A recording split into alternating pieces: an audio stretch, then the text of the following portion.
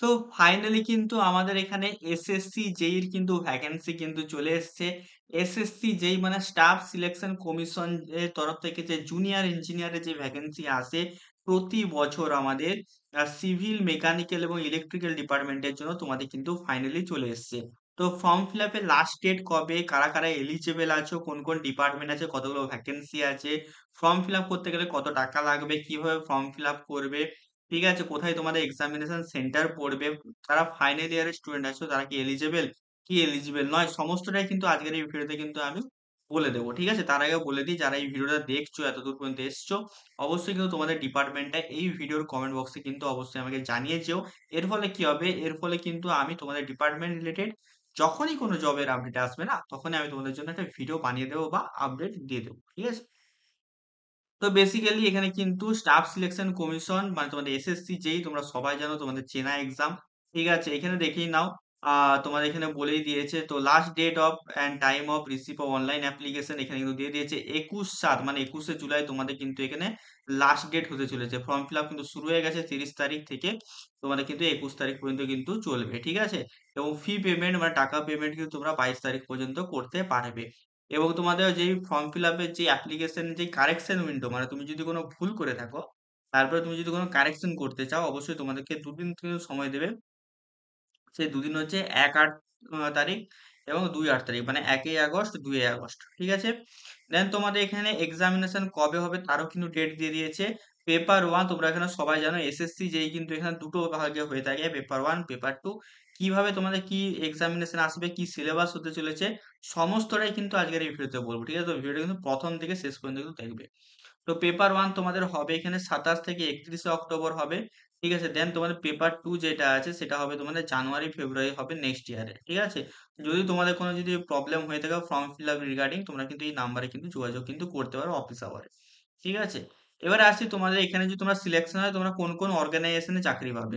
সব থেকে প্রথমে আসছে বর্ডার রোড অর্গানাইজেশন, এখানে কিন্তু তোমরা কিন্তু বিআরও এটা বলে থাকি। ঠিক আছে, তো এখানে সিভিলে ভ্যাকেন্সি আছে।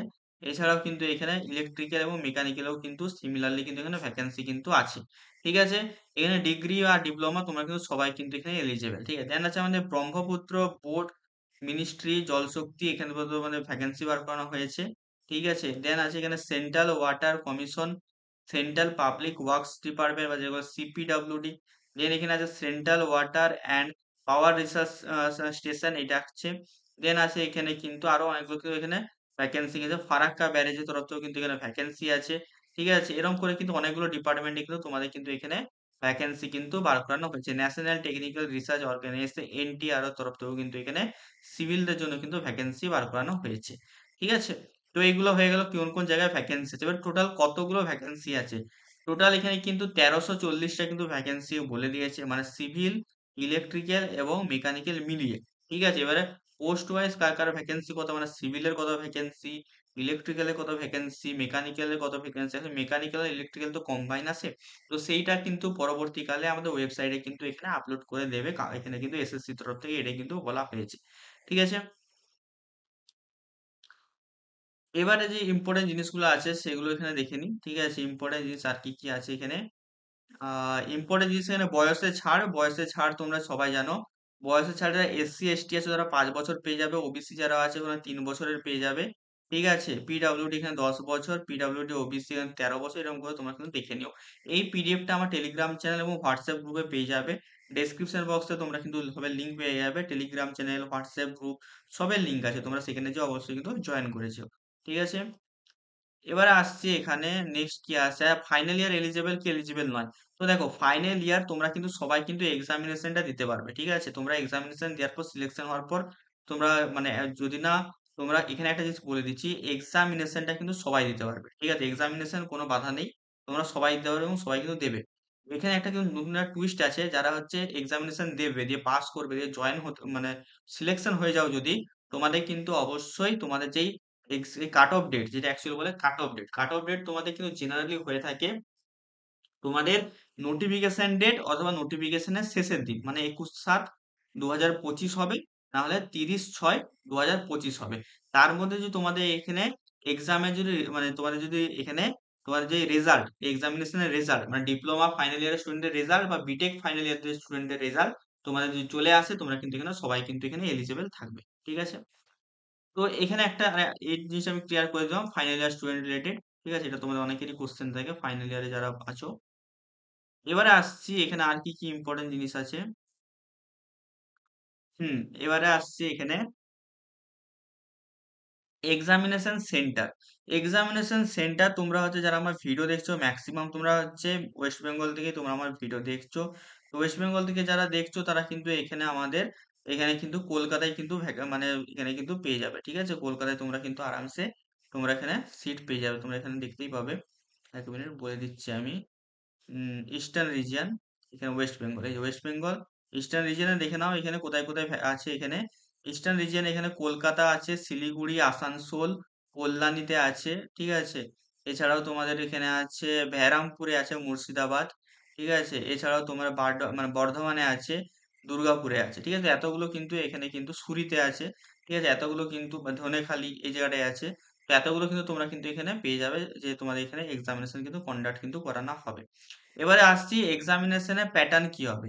তো এক্সামিনেশন বেসিক্যালি এখানে দুটো পার্টে হবে, তোমরা যেটা সবাই জানো। এক্সামিনেশন আমাদের এখানে দুটো পার্টে কিন্তু হয়ে থাকে।